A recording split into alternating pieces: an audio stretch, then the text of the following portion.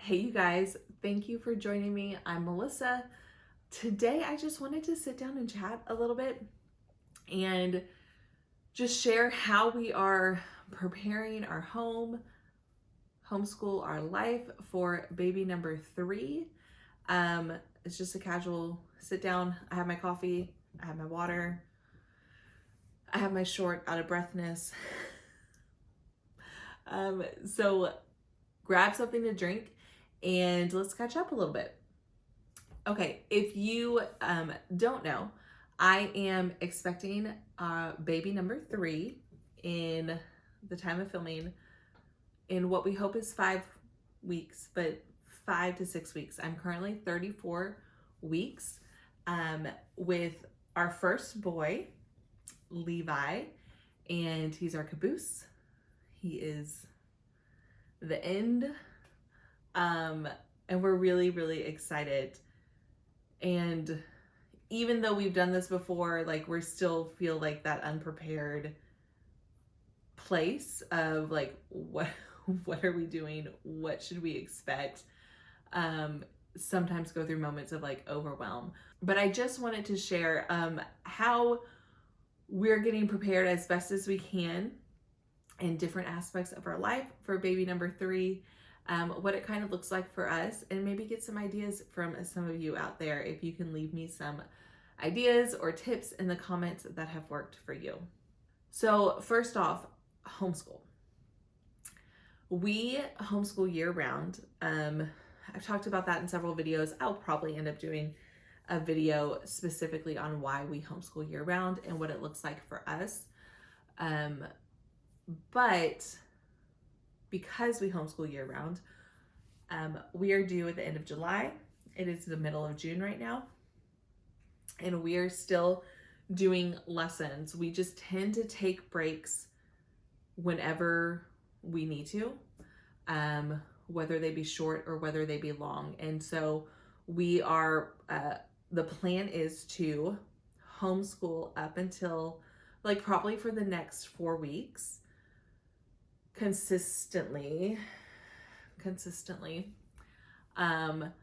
so that we can get through as much of like the lessons. We can kind of stay on pace, in anticipation for taking a good 6 to 8 weeks off maybe. So nothing really drastic is changing with our homeschool plans. I have actually just done a little bit of legwork, looked ahead, and found where I would like us to get up to with Esther's math and with her reading. And then we're doing the Little Pilgrim's Progress as like kind of a unit study read aloud. I would like to be finished with that book by the time we have Levi. I mean, nothing bad happens if we're not, but in my mind, that is just like we've accomplished it, and then we can kind of sit back and take a break. My plan is though, while we're taking that break, to have Esther work on, we have her math, I don't have it with me, but her math curriculum, we have like her book that has all of her workbooks, work pages in it, but there's also a extra practice book, and I typically have her do the extra practice as we're going through her lessons, so she's just getting a little bit of extra work in each week. But I've actually stopped that for the time being, and we're just working straight out of her like main textbook. And while we're on baby break, I'm gonna have her work through her practice book, because it's like it'll give her a good review. Like as we're getting closer to stepping back into school, I want her to go through it. It'll give her a good math review. I do hope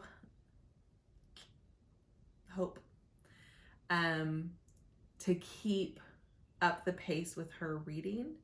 So my only expectation is just her pulling out like her little readers, and her like just her early reader books to have her practice reading to me. That is one thing that like I really want to keep on track. I don't want to feel like we've like gone backwards because we've taken a break.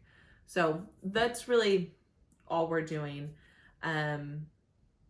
in preparing for baby Levi when it comes to homeschool, is knowing there's going to be a break. I know there's going to be a disruption. I know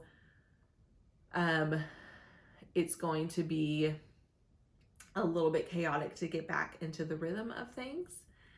But I also know that like the newborn phase, from my experience with Emery, is much easier to get back into it because you just like strap them on. Like strap them on. I nurse, and like the baby's good. As he gets older, you know, stay tuned. TBD. As far as preparing like our home, preparing the girls and our family, we're just in the middle of like trying to get ready. Real life, what was it, like 2 or 3 days ago, I just had a total emotional breakdown, like all day, because I felt so unprepared for Levi going into 34 weeks.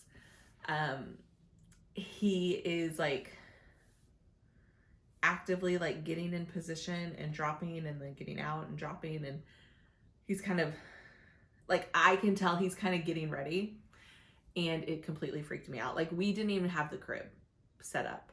We still hadn't fully figured out where he was sleeping. So that has been kind of a bigger like stress for me. We honestly, our biggest workaround is that one of our daughters still ends up in bed with us every night, and we just haven't really tackled that issue, but now we have to, because he'll be in our room. I don't want him, we'll be up all night. First few, like, you guys, how babies are. So I definitely don't want 2 kids in the bed.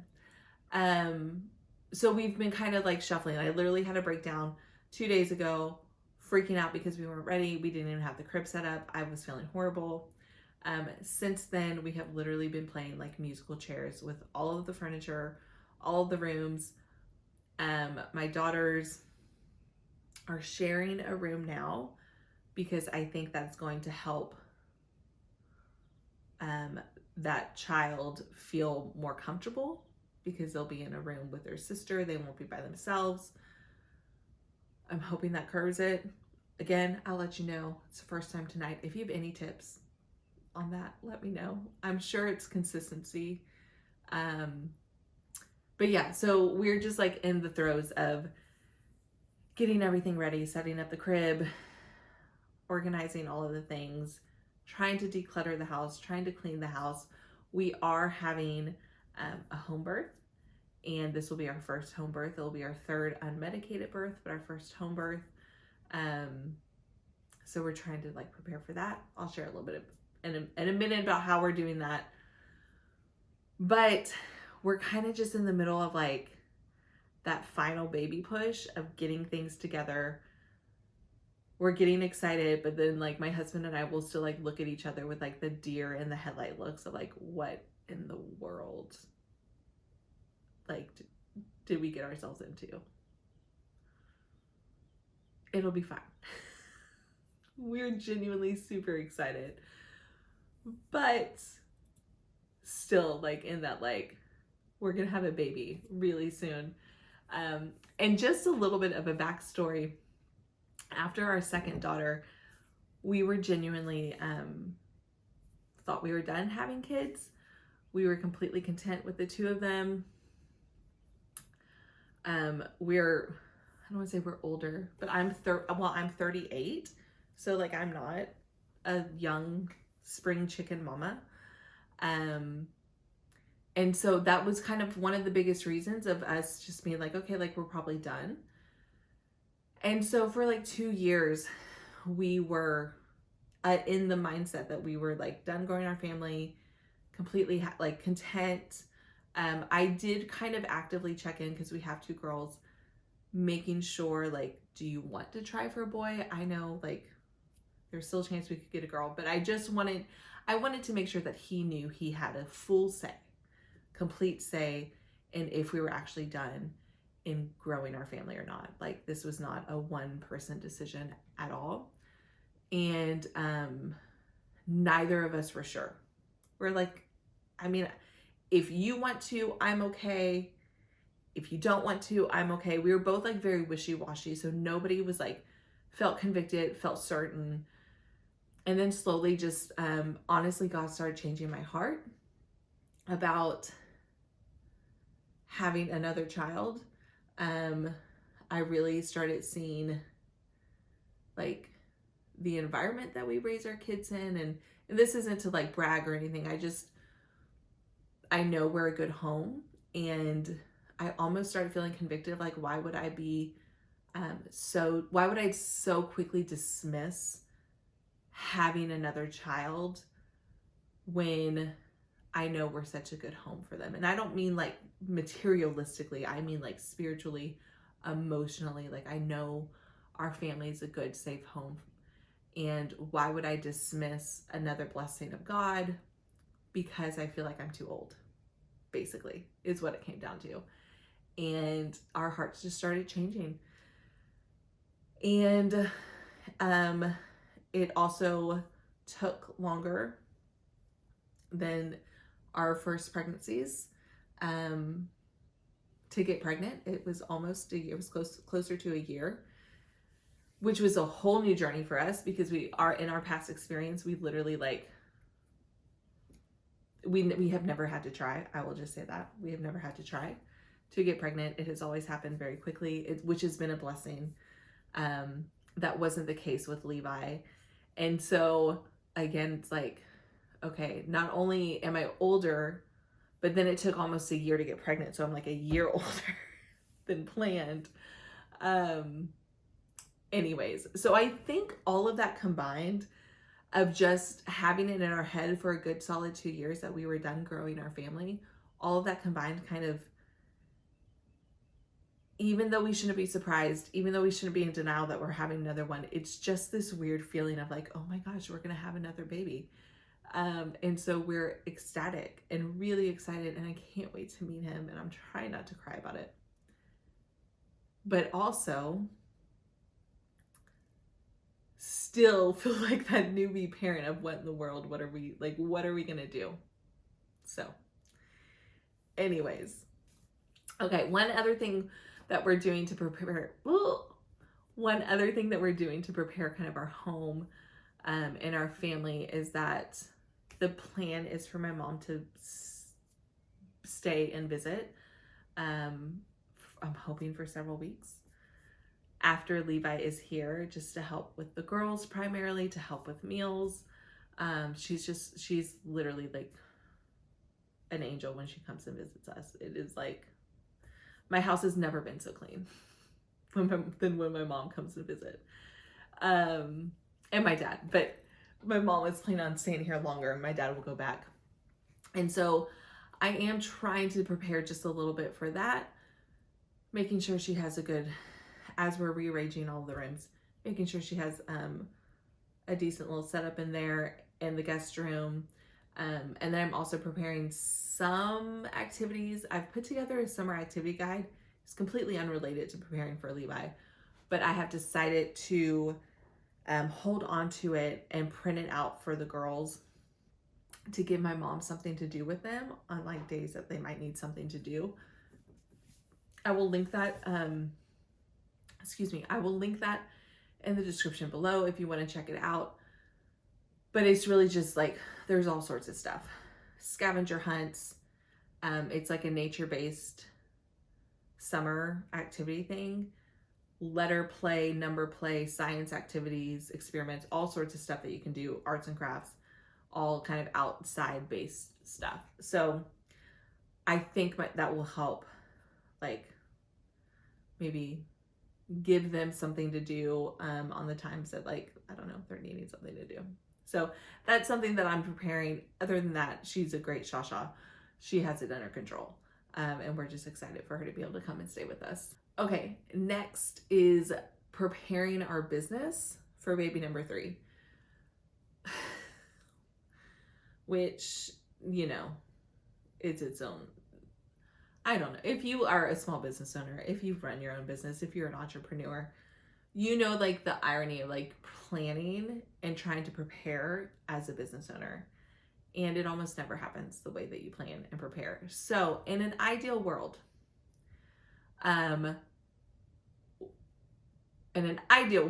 we had projects and clients lined up, and we would be offboarding them around the time that Levi's coming. My husband would have a lighter workload and business load, and we would have plenty of like savings in the bank to give us both some time off, all of that stuff in an ideal world, which really we were very actively working towards, just to be prepared for. And then, you know, nothing really goes the way that you prepared for it. So realistically, what is actually happening is we're still in hustle mode. We've had just projects get delayed, clients cancel, which is just a part of what we do. But when you're on a timeline for a baby, it puts just a little bit more pressure on you. So I am very closely like managing my workload. I have 2 main projects that I'm working on for 2 clients that should be done, is what I'm trying to say. They should be done by the time I need to really get into like, by the time I'm probably like 38, 39 weeks. And I will not be taking on anything else business-wise on my plate unless it is absolutely essential. Joshua, on the other hand, like we're still taking on clients, like actively looking for clients for new projects. So he will likely be working through like baby being here, postpartum, all of that stuff, which, to be quite honest, we have done with every child so far. That has just been our life. Like we still have to pay the bills. We just haven't had the luxury of having like a really good, like being able to build in a really good break business wise. But on the other hand, the beauty of us working from home is that we have so much flexibility within it. Like he is still here. He does not get to miss. He doesn't like miss any of like anything. Like he's here. And so yes, while ideally it'd be great if we were both like free, didn't have to think about business or work at all. That's just not reality. And we're really grateful for the situation that we're in, that we get to stay home. It is why we have made hard decisions and done things that most people don't do, because we want to be able to stay home with our kids. And sometimes that looks like working through like newborn phases and postpartum, even when you don't want to. Now, that's not me. That will be Joshua. I will give myself a break. You know, obviously as needed. But in preparation for giving myself a break, I am doing everything I can to make sure those projects get closed in a timely manner and are completed. And then I'm also trying to upload and front load a lot of content, because I want to get more in the habit of creating content and slowly building business and a brand off of that, to be really honest. So that is how we're preparing for baby number 3, like in our business. Okay, lastly, how we are actually preparing for labor and delivery and a home birth. So this will be my first home birth. I delivered our first daughter at a birthing center and my second daughter at a hospital. They were both unmedicated. And yeah, we knew we wanted to go the unmedicated route. I mean, real talk, I actually didn't know I wanted to go the unmedicated route, but for a while, I was really just like, whatever, give me epidural, I don't care. There's no shame. Please don't hit me up in the comments. I have zero, like there's no, I have zero ego around like natural birth. I have zero, like there's no shame however you deliver your baby at all. This is just my experience. And we really did not want a hospital birth for our own personal reasons. Anyways, so home birth was just the best option for us. We found a midwife that we really enjoy, that comes to our area. And yeah, the plan is to have a water birth. So fortunately, like that, it comes with my midwife. But I will be ordering like a birth kit, all the kind of recommended things that you need for a home birth. As I mentioned before, like we're in kind of like the organizing and decluttering phase, and then like really quickly ramping into like this like deep cleaning phase of just getting the house totally in order. In a couple weeks, our midwife will be doing a home visit, so we'll kind of lay out everywhere, like where everything's gonna happen, which we have a small house, so like we only have one solid option for the birthing tub. Yeah, we're excited. I will be honest, this has been, preparing for this birth has been a lot harder than I anticipated. One, I think because, which I mean, I don't plan on getting too TMI, but I might, so I don't know, disclaimer, warning.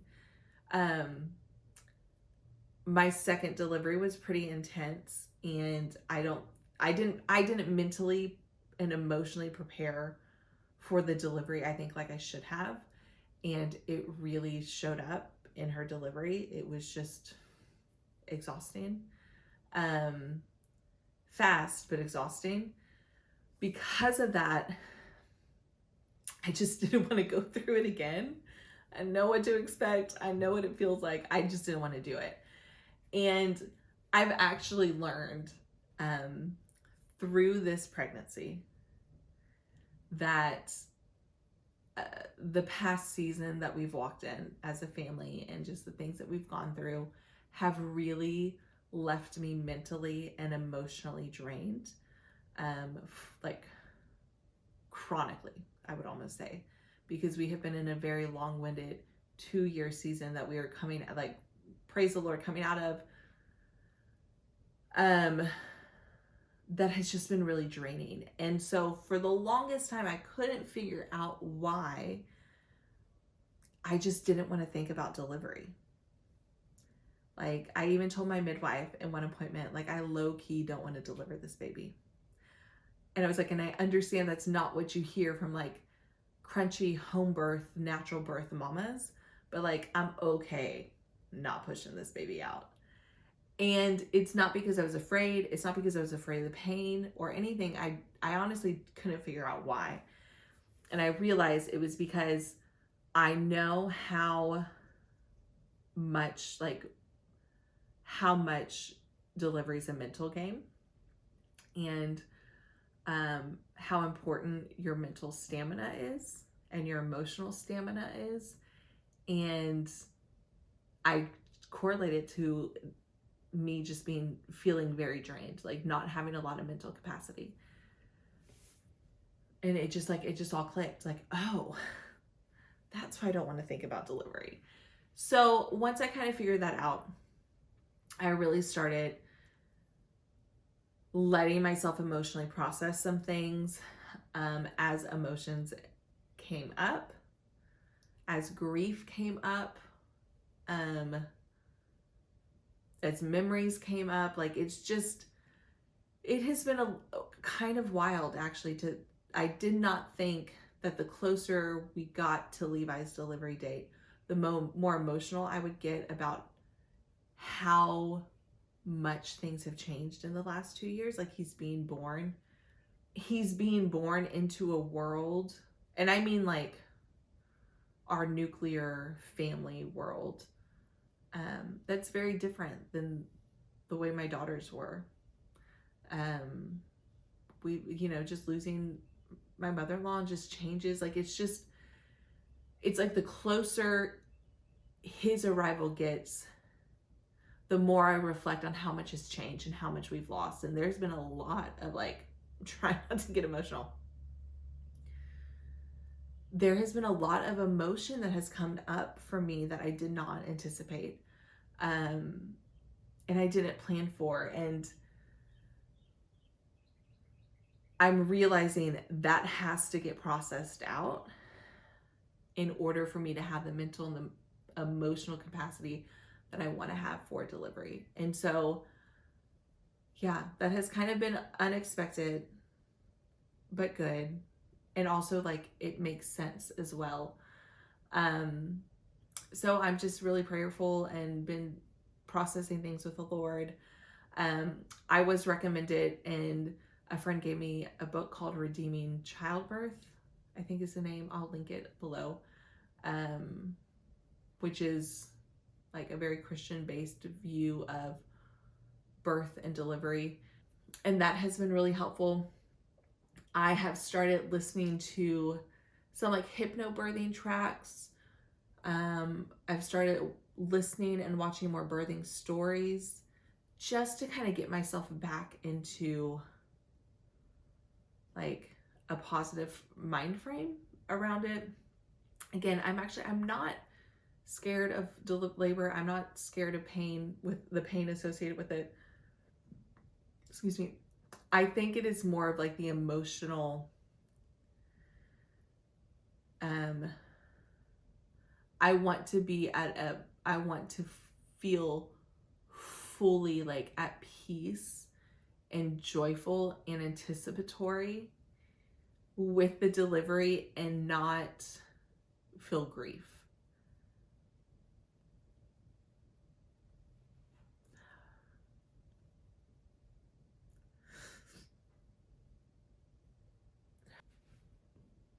Okay.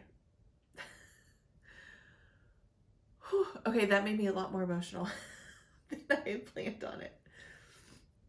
That made me, that made me very emotional. Because I think I feel guilty about processing some of that, because I don't want it to sound at all that we're not excited about having baby Levi here. We're so excited. It's just